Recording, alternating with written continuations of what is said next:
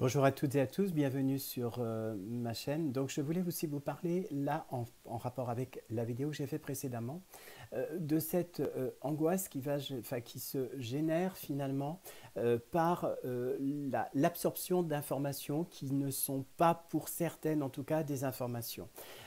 Au jour d'aujourd'hui, je ne pense pas et je suis même absolument certain et je ne crois pas qu'il soit possible de l'envisager autrement. Néanmoins, je laisse la liberté à chacun de pouvoir définir si c'est une vérité ou un mensonge. Eh bien, il peut y avoir un certain nombre de traitements qui vont venir mais qui ont besoin de temps pour nous permettre de guérir et de trouver des solutions.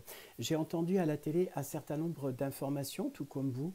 J'ai pas vraiment d'idée. Je pense simplement que, ayant connu la maladie, la connaissant aussi au quotidien, il me semble normal que des tests soient faits et soient finalement encadrés de manière à ce que finalement le remède ne soit pas pire que le mal. Donc ça, c'est vraiment important. Il y a aussi, au travers de mes consultations, des gens qui me parlent de cette situation d'angoisse qui fait qu'ils ne comprennent pas si on a trouvé quelque chose, notamment les gens parlent de ce produit antipaludique, pourquoi est-ce qu'on ne le met pas aujourd'hui à la disposition de toutes et de tous? Or, si on écoute les informations, on se rend compte que des essais cliniques sont en train d'être faits pour aider les gens à pouvoir supporter ce traitement. Pour un traitement, je vais parler de l'époque, par exemple, du début du VIH. Au début, tout début du traitement du sida, en fait, il y a eu l'utilisation de l'antibiotique. On s'est rendu compte que ça n'était pas possible. Ensuite, il est arrivé l'AZT. L'AZT qui a permis effectivement de réduire la charge virale pendant un temps. Une fois que l'AZT a été grandement utilisé, on s'est rendu compte qu'il y avait des résistances du virus face à ce traitement. Puis, il y a eu de nouveau des antirétroviraux qui sont venus sur le marché, qui agissaient sous différents aspects.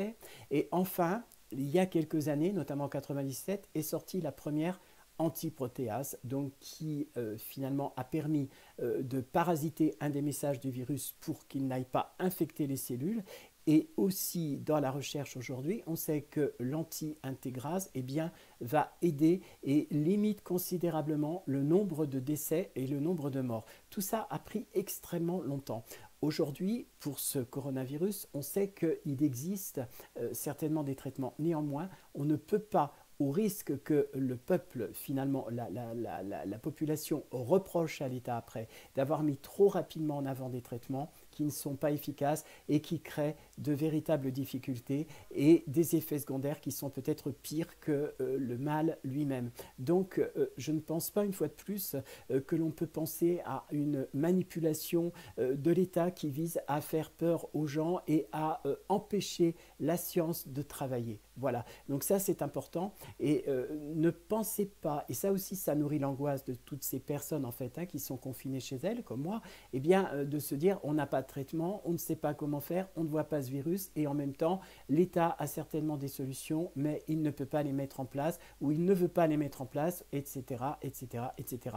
Y a-t-il des lobbies pharmaceutiques derrière? Personnellement, j'en sais rien et je crois que pas un d'entre nous peut le savoir. Après, si on pense à la théorie du complot, on peut s'imaginer que c'est le cas. Ça n'est pas mon cas. Je pense qu'il y a véritablement un danger en ce moment dont il faut prendre conscience et attendre et surtout arriver à garder la pensée positive tout en sachant que ce qu'il se passe n'a pas vocation à durer éternellement. Ça va simplement, avec le temps, au fur et à mesure de la recherche, au fur et à mesure de la découverte, des découvertes, nous permettre de nous soigner. L'essentiel, c'est de garder l'esprit positif parce que plus les personnes vont être stressées, plus elles vont être, je dirais, sensibles à des maladies. Et ça, c'est vraiment important de bien comprendre que tout va finir avec le temps par se régler.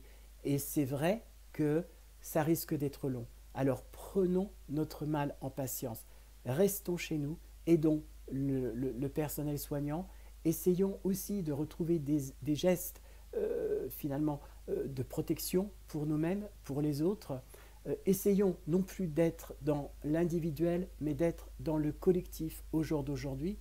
Et c'est vrai que moi, par mon métier en fait de thérapeute, je suis quelqu'un qui croit profondément en l'être humain. Donc il me semble possible de se projeter simplement sur l'après et que pour que l'après soit possible, hélas, on est obligé de passer par cette situation. Merci pour m'avoir écouté. À très bientôt. Au revoir.